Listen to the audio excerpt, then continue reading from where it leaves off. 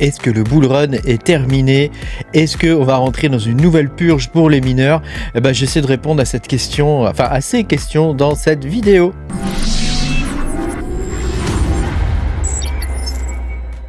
Bonjour les amis, je suis très content de vous retrouver aujourd'hui pour cette nouvelle vidéo où on va parler du bull run et puis on va parler aussi surtout des mineurs, où est-ce qu'on en est au niveau du mining. Est-ce qu'une nouvelle purge des mineurs est à prévoir ou pas? J'essaie de répondre à ces questions-là dans cette vidéo. Pense à me mettre un petit pouce bleu et à t'abonner à la chaîne si t'es pas abonné. Je te rappelle que tu peux me soutenir pour avoir mes vidéos en avance en allant sur patreon.com/Makertronic, tu pourras voir mes vidéos en avance et toutes sortes d'autres trucs. Alors on va pouvoir commencer. Donc l'idée de cette vidéo, c'est qu'on regarde un petit peu où on en est du minage de crypto-monnaies. Est-ce qu'une nouvelle purge est à prévoir ou pas? Quels sont les éléments qui pourraient nous faire penser que, il y a une nouvelle purge qui est en cours et qui a déjà commencé. Et puis on va voir aussi au niveau du bull run des indicateurs. Est-ce que c'est bon, est-ce que c'est pas bon, est-ce qu'on est de retour sur un marché baissier? On va voir ça dans cette vidéo. Alors on va déjà commencer par le total crypto market cap. Donc c'est le market cap de l'intégralité des crypto-monnaies. Et comme tu peux le voir déjà, on est bien en dessous des niveaux qu'on a pu avoir lors du précédent bull run. Et en plus, mais voilà, tu peux le voir que souvent ça se fait en deux phases, une phase de montée, une phase de descente. Attends, je vais dessiner le truc comme ça, tu vois. Tu vois, regarde, on a une belle phase de montée comme ça, une phase de descente, une phase de montée. Donc ça se fait en deux fois. Donc on pourrait imaginer qu'on est dans, toi, ce mouvement-là. Donc c'est la théorie des vagues d'Elliott, ça. Donc tu vois, c'est A, B, C, D, tu vois, comme ça. Et donc on pourrait se dire que on est dans cette phase-là. C'est quelque chose qui est possible. Après, on pourrait se dire aussi qu'on est sur quelque chose qui va faire comme ça. Et ça, c'est aussi possible. On verra ce que ça va donner. Alors, j'ai déjà fait une vidéo sur le sujet, donc je ne vais pas revenir dessus. Mais comme tu peux le voir, je ne suis pas ultra bullish sur ce qui peut se passer à l'avenir. En tout cas, en termes de Bitcoin. Donc, on verra à l'avenir ce que ça va donner. Mais faut prévoir quand même que voilà, il y a quelque chose quand même qui est en train de se passer en ce moment. Déjà, on n'avait jamais vu ça, le fait que le prix du Bitcoin comme ça monte avant le halving. Il y a quelque chose quand même qui n'est pas trop normal.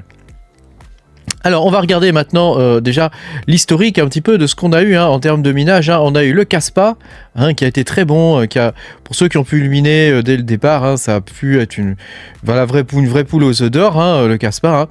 Alors par contre, il y a une chose, c'est que le Kaspa, on peut plus le miner.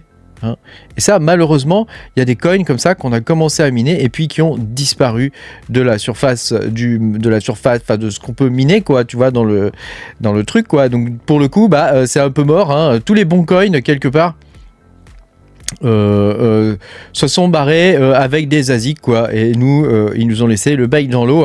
Donc Alephium, c'est pareil. Bon, Alephium, quand même, ils nous ont laissé 2 ans. Tu as eu 2 ans pour faire ton bail quand même sur Alephium. Bon, alors là maintenant il est en baisse, Alephium. Kaspa aussi, à peu près tout est en baisse en ce moment.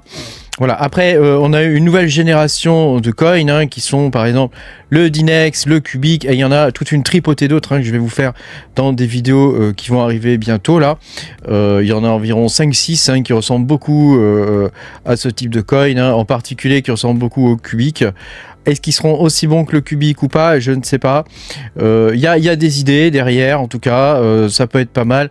Après, c'est beaucoup du ressucé, etc. Bon, voilà. Les narratifs, quand même, tels qu'on les a vus, c'était Dépine et intelligence artificielle.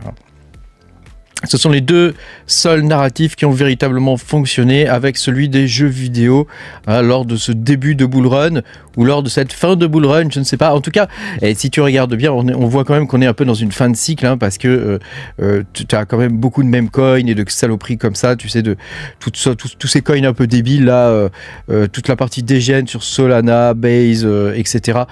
Tu vois, on voit quand même. On voit qu'on est dans une fin de cycle.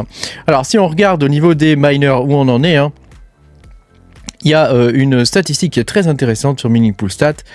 Alors, malheureusement, elle n'est pas complète parce qu'il manque des coins quand même sur Mining Pool Stat, mais c'est la colonne émission sur 24 heures. Tu vois, Bitcoin émet 24 millions de dollars sur 24 heures. Tout de suite derrière, on a le Dogecoin avec à peine un peu moins de 2 millions de dollars. Hein. Après, on a le Kaspa avec 1,2 million, 1,15 millions de dollars. Hein. Bon, quand même pas terrible. Tu vois, ça tombe direct. C'est quelque chose. Tu vois, c'est pas du tout lisse, quoi. Hein, comme courbe, hein, on passe de 24 millions à 2 millions, c'est 10 fois moins, un peu plus de 10 fois moins, et ensuite on passe de 2 millions à 1,1 million, hein, donc c'est quasiment la moitié, hein, pareil, là divisé par 2, et ensuite on a l'ETH hein, à 450 000 dollars. Hein. ETC, pardon, pas ETH, hein, c'est un lapsus. C'est un lapsus. Avant, on avait l'ETH, avant, ici, qui rapportait pas mal. Hein. Voilà, et puis tu descends, enfin maintenant, tu sais, avec l'ETH, avec tous les ASIC qu'il y a, hein, on aurait été sorti de toute façon. Hein. Voilà, et puis tu as Litecoin, Bitcoin Cash, Ravencoin, Conflux, et on arrive au 10e hein, pour arriver au Zephyr, hein, qui est quand même, tu remarqueras, devant Monero. Hein. Nous, Monero qui est 12e, hein, on a Pyrrhine aussi. Hein. Pyrrhine, c'est quand même une surprise. Hein. Pyrrhine émet quand même 58 000 dollars par jour. Hein, donc c'est quand même pas mal. Donc qu'est-ce qu'on peut en déduire de ça hein. Si tu regardes ça, là, tu vois, on a le Dinex Coin qui est ici à 28 000 dollars par jour. Bah, c'est qu'il n'y a pas d'argent pour les mineurs. Hein. C'est très simple, hein. Il n'y a pas d'argent pour les mineurs. Ici, quand tu regardes, hein, les coins qui sont intéressants à miner avec des cartes graphiques ou avec des processeurs. Hein. Donc le premier qui est intéressant, donc Ethereum classique, on va le mettre direct du côté des ASIC hein, désormais. Litecoin pareil, Bitcoin Cash pareil. Ravencoin, donc c'est le premier coin qui paye aux mineurs de garage comme nous, hein, à peu près 100 000 dollars par jour. C'est vraiment une petite somme. Hein. Ensuite, on a Conflux hein, qui a 74 000 dollars. On a Zephyr. Alors, et puis Pyrrhine, hein, tu vois, et puis le reste vient ensuite. Hein.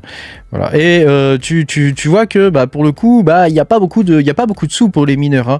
Alors, il manque quand même des coins, hein. Il faut compter Cubic. Hein. Cubic qui paye quand même 358 000 dollars par jour de volume. Enfin, il y a de volume. Ça, c'est le volume. Hein. Après, on ne sait pas exactement combien il paye aux mineurs. Hein. Mais c'est quand même à prendre en compte, le Cubic. Hein. Il paye quand même pas mal de sous aux mineurs. Hein. Je pense qu'il devrait arriver un petit peu avant Ravencoin. Hein. On devrait être dans les 100 000, 100 et quelques mille dollars par jour, je pense, hein, avec le Cubic. Hein. Largement. Hein. Voilà, on a le Cubic et puis on a d'autres coins comme le Xelis quand même, où il y a 87 000 dollars de volume. Alors évidemment, on ne sait pas ce qu'il paye aux mineurs, hein. On ne sait pas du tout combien il paye aux mineurs, ce coin-là. Mais voilà, c'est un nouveau coin qui est intéressant, c'est un peu la suite du Dero quelque part. Donc bon, j'ai fait 2 vidéos sur le sujet, mais comme tu peux le voir, là, il y a de moins en moins de sous pour les mineurs. Et donc ça va s'accentuer, je pense. C'est un phénomène qui va s'accentuer de plus en plus. Hein. Si on regarde sur hashrate.no, ici tu peux voir que par exemple pour une 4090, hein, le profit le plus haut sur 24 heures c'est 30 centimes, hein, donc c'est ridicule. Hein, à un moment donné, on était quasiment à 5 dollars, 6 dollars par carte. Là, on est revenu sur des niveaux qui sont extrêmement bas. Ça reste encore rentable pour certaines cartes, hein, les séries 4000 en particulier, mais je pense que dès que tu descends dans les séries 3000, tu vois, les 2080, bon, là on est négatif. Fais voir les séries 3000, je vais regarder, tiens, les 3070, hein, 3070 Ti, alors laptop, non. 3070 laptop, à 3070, tu vois, on est en profit négatif, hein, à 0, moins 14, tu vois, donc là on est revenu sur des profits négatifs avec les cartes graphiques. Hein. Donc évidemment, il y a toujours des coins de sortie. Hein. Il y a toujours des coins où on arrive à se placer, que ce soit en spec ou même en rentable journalière, où il y a quand même un minimum de rentabilité, hein, où tu arrives à peu près à t'en sortir, à payer ton électricité si tu veux la payer avec ce que tu gagnes. Hein. Mais ce que moi je ne fais pas d'ailleurs. Hein. Mais voilà, il y a toujours heureusement, on a un peu de chance. Il y a souvent des coins de sortie. Hein. Après, elles sont difficiles à trouver. Lors des dernières purges, on avait eu le Decred, rappelle-toi. Hein. On avait eu le Decred, le Dinex. Enfin voilà, il y a eu quelques coins comme ça qui nous ont permis de survivre. Hein. Et puis, on a eu quelques coins qui ont qui nous ont permis aussi de gagner beaucoup, hein, comme le Zephyr par exemple, hein, ou comme le Carlsen, ou même le Pyrrhine, hein, c'est des coins qui nous ont beaucoup rapporté à un moment donné. Actuellement, le spike mining a pas trop le vent en poupe. Il y a beaucoup de mineurs qui pratiquent ce sport national. Hein. On va dire que c'est un peu national aussi, hein, c'est un peu français. Hein. Mais il y a quand même beaucoup de mineurs, hein, qui sont sur le coup. Hein. Il y a toutes sortes de Discord désormais qui se sont ouverts. Hein. C'est devenu quelque chose qui était mainstream alors qu'avant on était que quelques-uns à le pratiquer. Hein. Désormais c'est devenu la majorité des gens qui minent font ça. Hein. Donc c'est pas très intéressant actuellement de faire du spike mining. Le mieux, moi c'est ce que je fais en ce moment, je stick sur quelques coins qui m'intéressent et puis j'ai aussi d'autres coins où c'est des nodes et des choses comme ça. Hein, mais ça j'en ai déjà parlé dans des vidéos qui sont dans l'espace membre. Hein. Je vais pas revenir dessus, mais voilà, je pense que actuellement on va clairement vers une troisième purge, hein, et celle-ci va aussi impacter les miners CPU, hein, et ça c'est une nouveauté, hein, puisque ça faisait longtemps qu'on n'avait pas vu des revenus aussi bas avec les processeurs, hein. Ça faisait très longtemps, hein. Donc en ce moment même le spike mining de type tous les coins pourris, tu sais, qu'on peut miner en espérant gagner 20 ou 40 balles la journée de mining. Même ces coins-là rapportent rien. Il y a trop de CPU, il y a trop de GPU. Les systèmes, les voies en fait qui permettent d'accéder à tous ces types de coins sont trop connus. Donc pour l'instant, c'est pas terrible. Donc on va avoir une autre purge là, c'est quasiment sûr et certain. Après, moi, c'est aussi les périodes que je préfère, hein, je te le cache pas, parce que c'est les périodes où finalement il reste plus que les plus motivés quelque part, hein, et puis ça permet d'arriver à chercher ensemble, de trouver des coins intéressants et tout ça. Il y a une émulation qui est pas la même, hein, que ce qu'on peut avoir en période haussière. Hein. Et puis je voudrais te montrer ça aussi. C'est une vidéo que j'ai sortie il y a 3 mois, je crois, un truc comme ça, qui a fait 37 000 vues et qui m'a rapporté plus de 800 abonnés. Alors ça, c'est assez étonnant. Je m'attendais pas à ça. J'aime bien faire des vidéos de temps en temps, des vidéos pour débutants, mais je pensais pas que celle-ci allait approcher les 40 000 vues.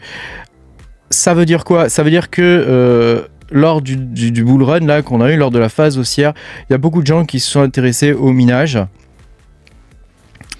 Et pour le coup, cette vidéo est toujours aussi virale, hein, puisqu'elle fait encore dans les 600 vues sur les 48 heures. Hein, donc ça veut dire que ça continue d'intéresser du monde. Et donc de nouveaux mineurs arrivent sur le marché, ou en tout cas ils essaient d'apprendre à miner. Alors c'est une bonne chose d'un côté, mais d'un autre côté ça va pas nous simplifier la tâche, et c'est pour ça que je te dis là on est dans une période où on est dans un rouleau compresseur. D'un côté les coins vont rapporter de moins en moins, et d'un autre côté il y a un afflux de nouveaux mineurs qui va arriver, donc ça va être une période assez difficile à passer, je pense. Ça va durer quelques mois et après on devrait pouvoir y voir plus clair, hein. Comme d'habitude, hein, on va survivre, hein, tous ensemble, c'est ce qui fait notre force, hein. Comme d'habitude, on va y arriver, hein. Ça, moi je désespère pas, hein. De toute façon on est toujours là, quoi qu'il arrive. C'est nous, on est là, et ouais. Donc on verra bien ce qui va se passer. Merci beaucoup d'avoir regardé cette vidéo. Pense à mettre un petit pouce bleu et à t'abonner à la chaîne si t'es pas abonné. Puis moi je te dis à bientôt, hein, pour de nouvelles aventures. Salut, salut.